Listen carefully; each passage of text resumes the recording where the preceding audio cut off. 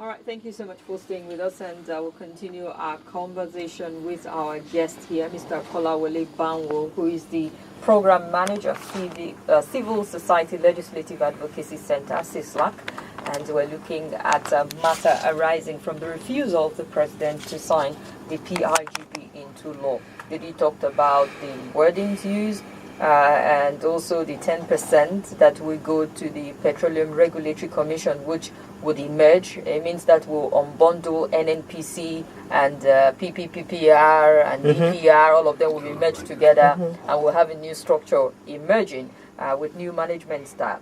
And apparently another aspect of it in which Ita Inang downplayed is the fact that it will whittle down the power of the president, like our guest articulated. So that's one area to look at it. The 10% even, I've read a few articles of people who are looking at what it entails, what it is about, and how it will not affect the FAC revenue at the end of the day, in the sense that it was put out by the president. Some people are looking at the politics in all of these things.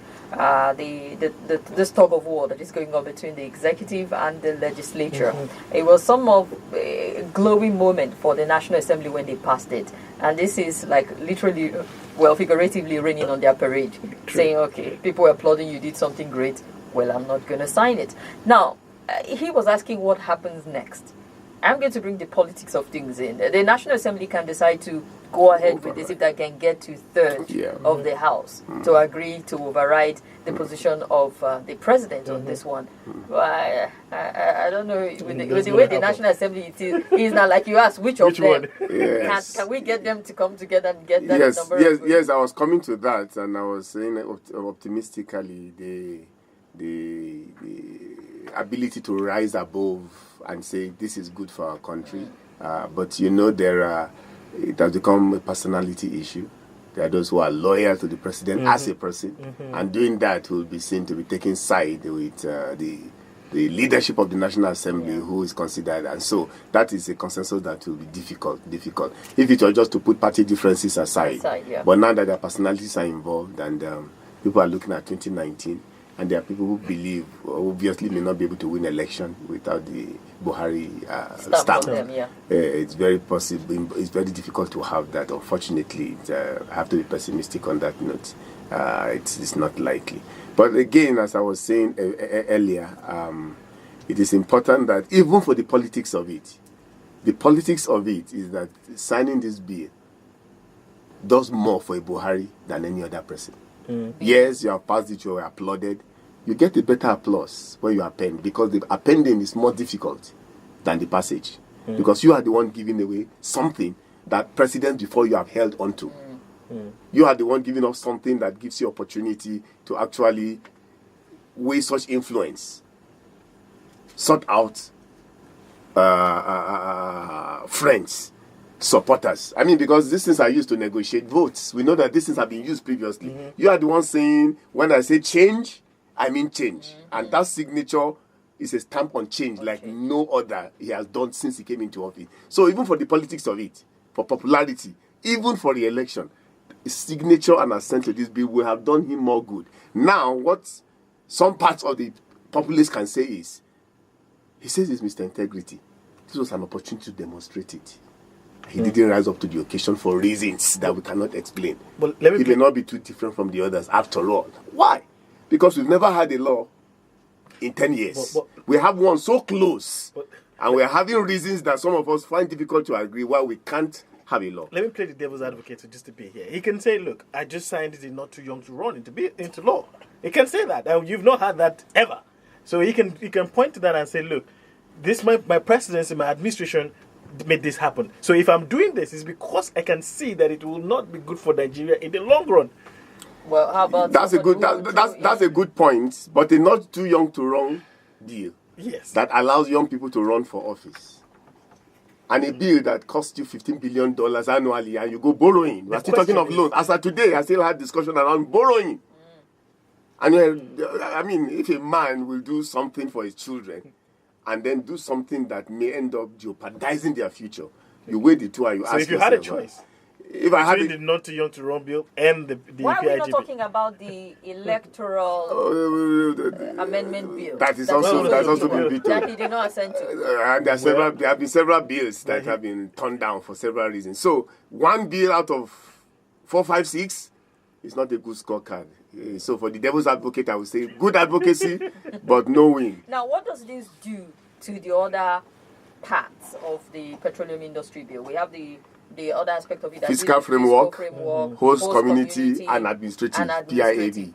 What will this now? The fact that it's not pending your signature, would it stall the others? Would it, Well, the National Assembly to drag it psychologically could be a deflation. Because don't forget that some of us have also accused the National Assembly that there are other several bills before them that will strengthen the fight against corruption. Okay. We have issues around confirmation of some appointments that will make some institutions run better. We still have people acting all over, acting EFCC, acting ICPC, acting everything. And we have accused that, look, you are not supporting the anti-corruption effort long enough. Now here comes the National Assembly that does at least one thing right. And there seems to be a pushback now from the executive. So you begin to wonder where the interests are. So it will, psychologically, can make the National Assembly say, what the hell? We've passed one and didn't sign. How are we sure this will be? Why waste?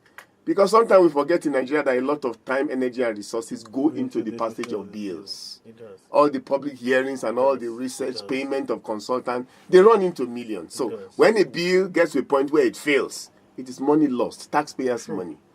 Okay, so they can just tell themselves, why do we go on? We just had a public hearing, because that's the stage where the other three are. We have public hearing and we may go to committee. We can go clause by clause and then we can. Because like I told you, the two houses are working pari passu in such a way that harmonization will not be a problem. Yeah. They also wanted this passed before their tenure ended. So they were fast tracking the process. They can say, so what's the need? And that will not help some part of our country. The host community bill, for instance, is very dear to the heart of those who care not about the Niger Delta, but about humanity. The host communities have an entitlement to feel a part of the process, and that's what that law does. They may not deal with environmental issues, which may be dealt with elsewhere, but in terms of being a co-owner, co-benefit, beneficiary of this process, that something trickles down, not just to the state, but to the communities where the resources are, whether they are host communities or impacted communities, even communities that have just a depot that are exposed to risk, have something that covers them. Yeah. So it's spread across. That can be deflating. And then the big fish. As with all of this, we have not talked about where the money is. The fiscal framework is where the money is. That's where the royalty rates are. That's where the tax rates are. That's where the signature bonuses are. We have not even gotten there. We are still working with the 1969 legislation in 2018. A lot has changed. Ghana have come to study us. They have passed 2 different bills. One to regulate the sector, one to determine how revenues will be shared. They learned from us. They are ahead of us. And many other countries are discovering oil. Our oil is even losing relevance. Niger now has a refinery. They are thinking of getting crude. And we're just looking, and we're losing money. We can't attract investment. We can't create jobs. Even within the sector, we can't diversify. We can't go into petrochemicals. We can't go to... There are many things that can be done. But all of this, because the truth is that, like the minister himself said, since 2000, when we decided we were going to reform, and we decided the law would be passed, the world was waiting for us. No fresh investment has come into the sector. Why? Because you cannot manage, you can mitigate risk, but you cannot mitigate uncertainty. And you don't put your money and then the law comes and cuts you off and you lose your investment. So investors were waiting. And most of these things are international funding because it's capital intensive. They have been waiting and they are still waiting. 18 years after. And a lot of water has passed under the bridge. A lot of technology is coming up. The Americans are getting their share. The Iranians are coming, they are going back. And so much is happening. And we're still where we were in 2000. And coming so close to it and being thrown back that way is indeed very frustrating. The interesting thing is, like you said earlier, he campaigned based on these promises. That look, he was going to review. Yeah, because it was need. Everybody realized it was necessary. It was that become an urgency. Now the elections are just around the corner. Do you think he can come up with? They can still his campaign team can still come up with this and say, okay, we want to reform the petroleum. No, of course, anti-corruption will continue to be a major plank upon which this administration will run. Okay, and so you think they can still use they it will as not. a, They as will. a campaign? It's not that they can. They will. They will still use Is it? it not in this country that the second Niger bridge has been used to run for campaigns repeatedly? Sometimes you even wonder if it is deliberate. We almost did it. We almost there. Give us the chance to finish it up. All right. And of course, with the way our politics is done, and the way votes are bought, and the way you are not sure of the system, re-election may not be too far away. But this government has shown some would have it that this government has shown a commitment towards private sector market led economy, with some things that he's done in terms of promoting promoting the private sector. So in accenting to this bill, he'll only be endorsing the fact that this is what he believes in terms of leading Nigeria's economy forward. Yes, apart from private sector issues are also local content issues. Yes. Local content and local entrepreneurs. Yes. At the moment, our people cannot compete favorably. Do you know that throughout this administration, the marginal fields were never awarded? As we speak, every time guidelines will be, and that is because we have many commitments, the OGP and all, that we're going to be transparent, we are going to be open, but somehow we have not been able to demonstrate it by awarding successfully one oil license, either in the marginal field. What is wrong? Why? So there's a challenge in terms of the political will, especially within this sector, to actually deepen the reforms. I agree with you, a lot has been done, but in this sector, it has been a lot of superficial things. Yeah. The restructuring the NMPC was very superficial. The unbundling that we talk about, that removed the regulatory function from the commercial function that distorts the market, and the PIGB contains it. Yeah, so you see, the PIGB contains other more substantial, the Bible will call them weightier matters of the law. Other than just the powers of the that can easily be negotiated and resolved. Okay. All right, we'll need to open up the conversation here. We need to bring you listening and I'm sure your opinion in also. You can join us by telephone or social media. You can call 09 4600 951 or 0809 59 74869 or 0803 123 0293 or 080-00A Nigeria Info. And then you can tweet at Nigeria Info ABJ. That's our Twitter handle. Please follow us on Twitter. And also follow at Buharimeter on Twitter also. True. And you can also send messages via WhatsApp to 0809 9930137. Hello? Hello. Sir, do us a huge favor. Turn down the volume of your radio. Good evening. Good evening, sir. Yeah, good evening to your guest. My name is Al-Mustafa Shonoko. I'm calling from Suleja. Okay. Yeah, I just want to ask your guest question. You have done very well on the subject matter. But I'm worried about one or two things. Okay. One, when he was talking about the issue of the commission, and then the apparent, use of discretion by whoever heads that the commission. Now, my question is, if somebody eventually is appointed to head that commission, is he not going to use his discretion? And if he uses his discretion to carry out decisions that will move the commission forward, wouldn't that be subject to misinterpretation, so to say, by other people who strongly may not believe in what he's doing? Then what will be the solution to the challenge that he has just posed? That is one. Now, the second issue is that the issues being raised that made the president not to attend for the PIGB are fundamental. The issues of ambiguity. Does he want Mr. President to attend to a bill that at the end of the day will still drag Nigeria into crisis, which are quite apparent at the end of the day? And whether or not we like it, what is important in a leadership is for you to look at. The leadership should see beyond what you and I are seeing, irrespective of whatever the situation. Now, whatever is presented before the president, he should think for Nigerians and see for Nigerians beyond what you and I can see and begin to debate over. So let us go down to the fact as they were presented by Mr. President and see whether they don't have, implications at the end of the day for the nation. All right. It is not about solving the issues, that will satisfy somebody because Mr. President wants to go over, or he has used that as a campaign slogan.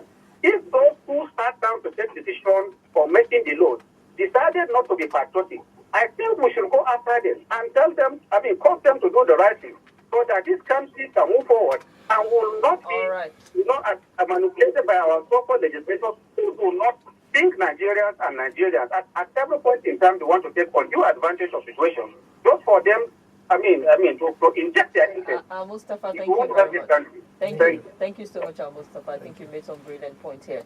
Let's move on to the next caller. Hello? Hello?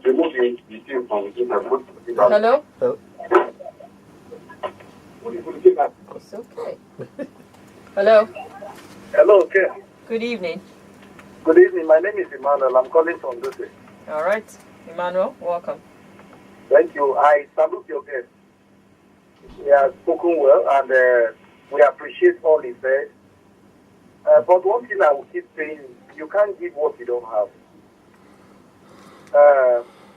For Mr. President not to have spent to this PIGB,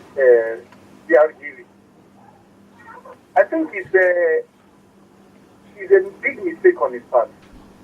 So many things that come to his table and he refused to give assent to. It is unfortunate. It's as if we are not operating democracy under Buhari. But we wish 2019 is tomorrow. We want him to go, and God will let him go. Thank you. All right. That's Emmanuel. Hello? Hello. Yes, you're welcome.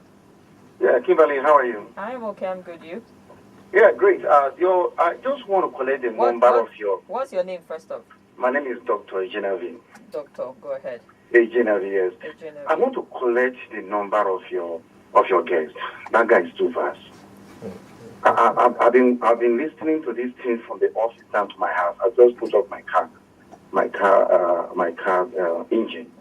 Can I get the number of that guy? Well, please, your guest. I don't know how that's going to work, but you send us your number through WhatsApp, and if you want his number, how do I get a WhatsApp number? How do I get it? I'll find out on WhatsApp on 0809. Sorry, let me just write it down because okay, just be listening. I did my work, my PhD from the UK, and I've written so many things on that thing. That guy does too much. I like to communicate with him. 08 what? 0809. 0809 99 30 137.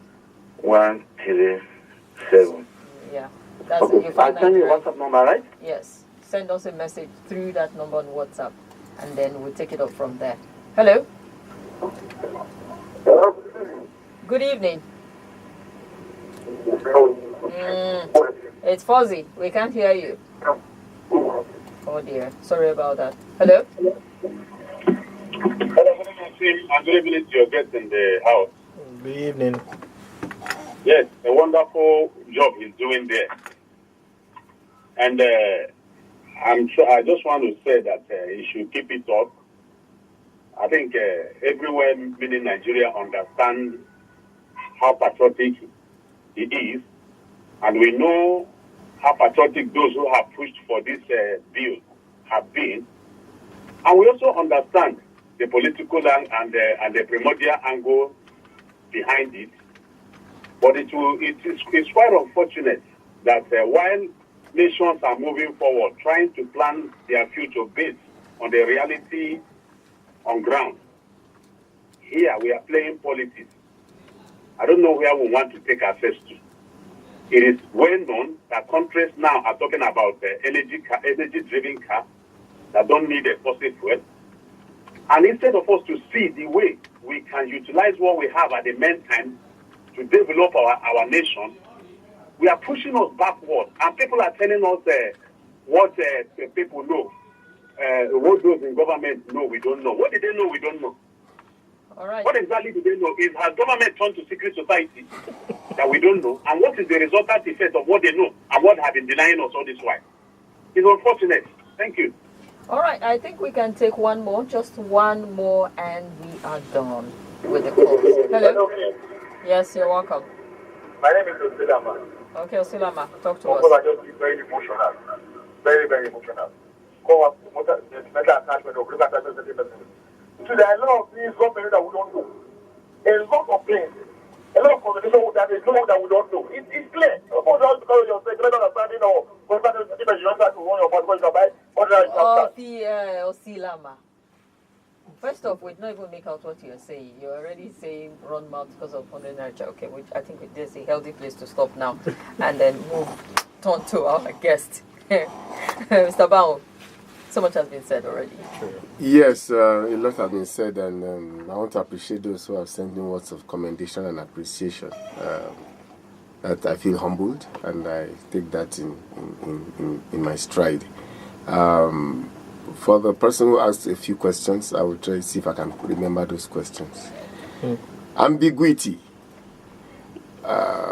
When ambiguity emerges from a process where several people had an opportunity to look at the document and make sure it's okay,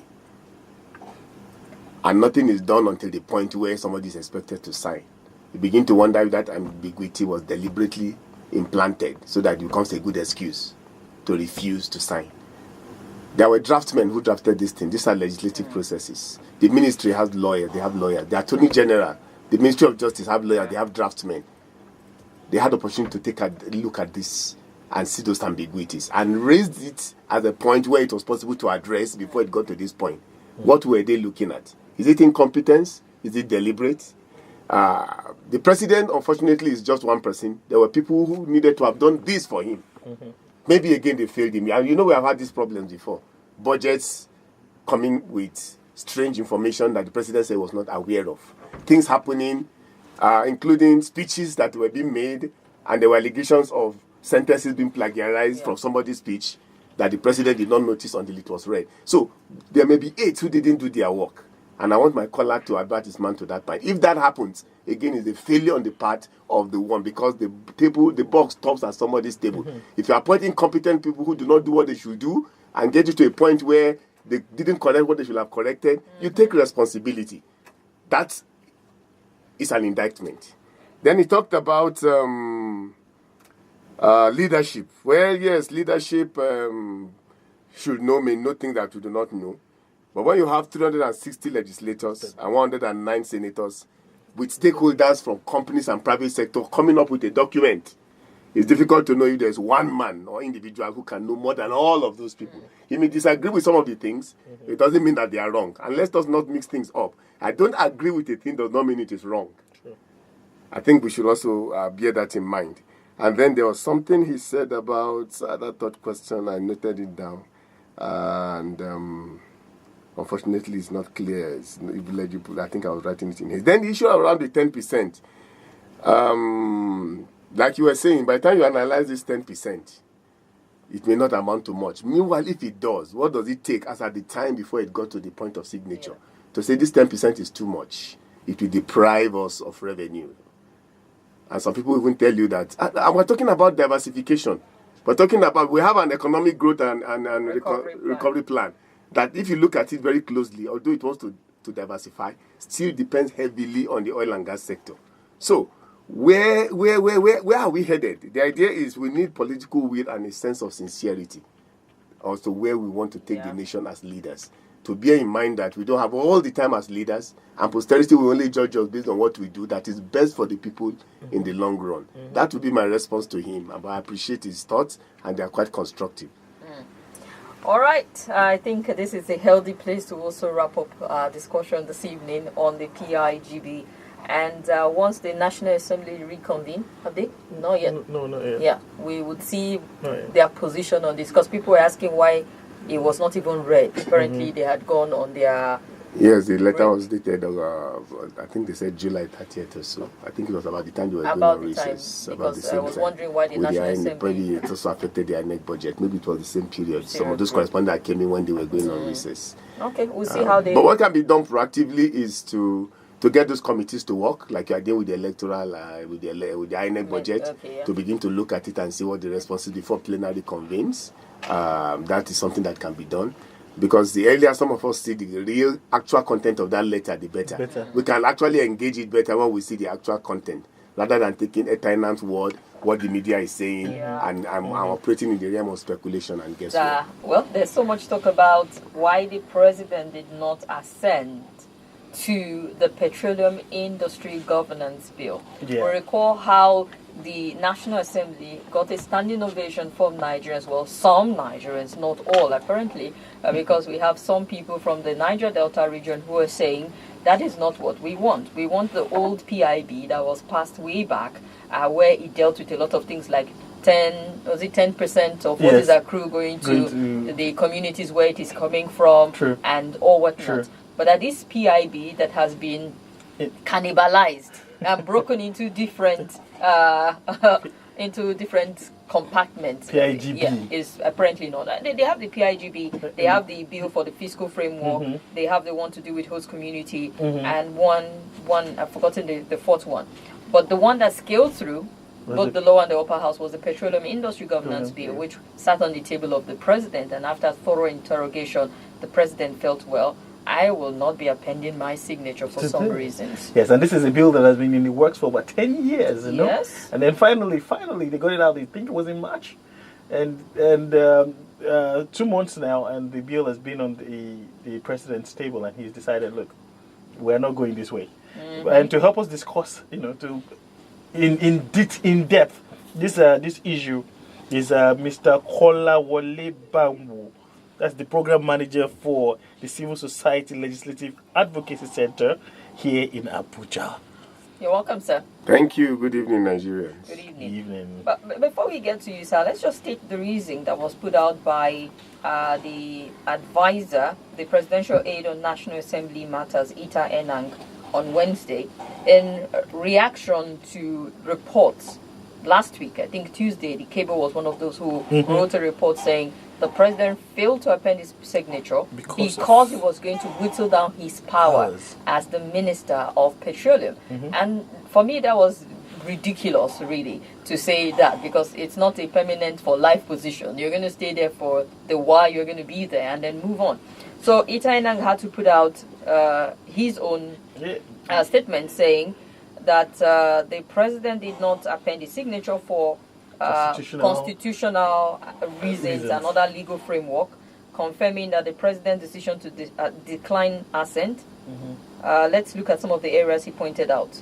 He did talk about, I think I have it listed somewhere where he looked at it bit by bit as to why that was not. He said because it retains the MPRC, it allows the MPRC to retain 10%. As much as 10%. That was one of the reasons. And then because it will unduly increase funds according to the commission and to the detriment of the revenue available to the federal states, federal capital territory, and local governments in the country. So that makes it look like... Yeah, if the Petroleum Regulatory Commission would take 10%, it's just like too much sitting with them. True. But that wasn't the only reason. They also said the wordings used in drafting it might bring about certain constitutional ambiguity in interpreting it. Okay. And I think he did mention 3 different areas and said there were more, but that this thing has been transmitted to the National Assembly and it's left for them to give us all of the detail there. So, sir, this is where you come in. This has been in the works for a long time. And some Nigerians thought it was a brilliant thing that the PIB is now seeing life through the PIGB, one part of it, hoping that the rest, the 3 other parts, will also, see the light of day. But then the president did not append his signature. First off, what do you make of the reason for not assenting to that bill? Thank you very much. Before I go into the reasons, one after the other, it is good to place this in perspective. Good. First is to establish that the reforms in this sector have been ongoing since 2000. Actually, all of this started in 2000 when they set up an oil and gas policy reforms implementation committee. And the first time a bill went to the House was in 2008, and that's why we use the 10 years margin for talking 2018.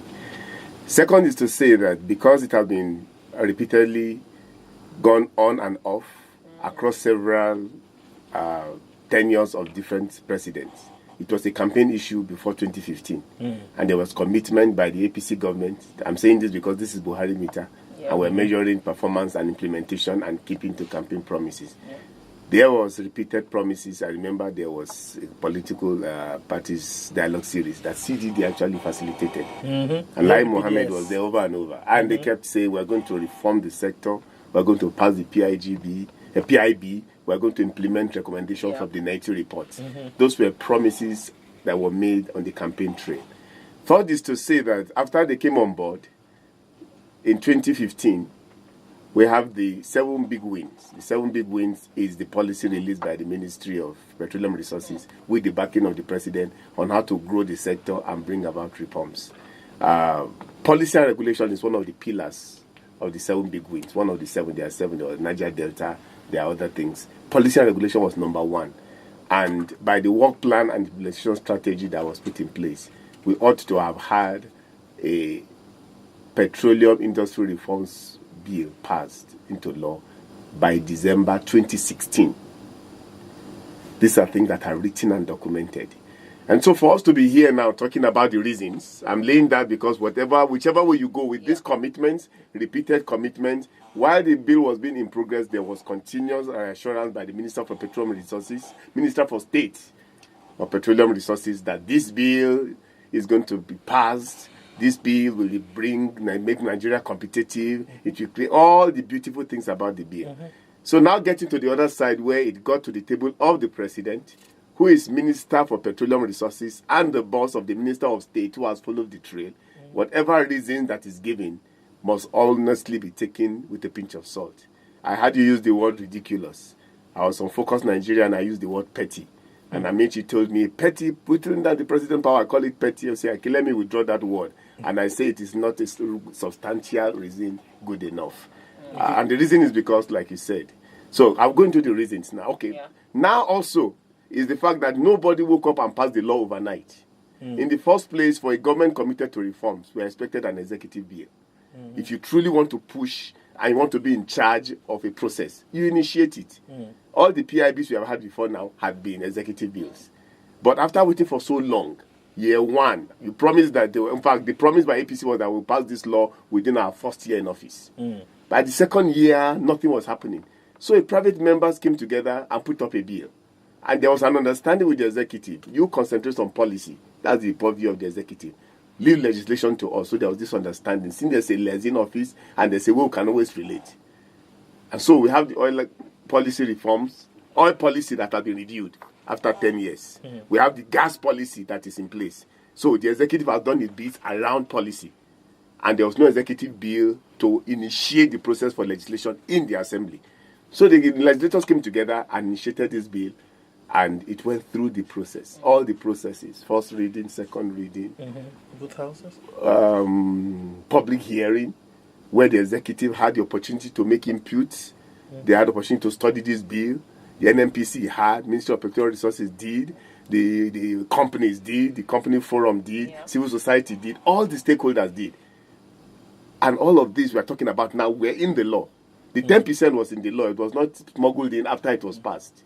The whittling down, which for me is another word for simply say you want to retain the power of discretion, which is the root of the corruption in the sector, was there. That there's a commission that will be manned by technocrats and people with different skills and expertise to review proposals and bidding for oil round before you allocate. It has always been there, all through the process. It went through the National Assembly. It went through the Senate. The Senate passed its version in May of last year. Well, okay.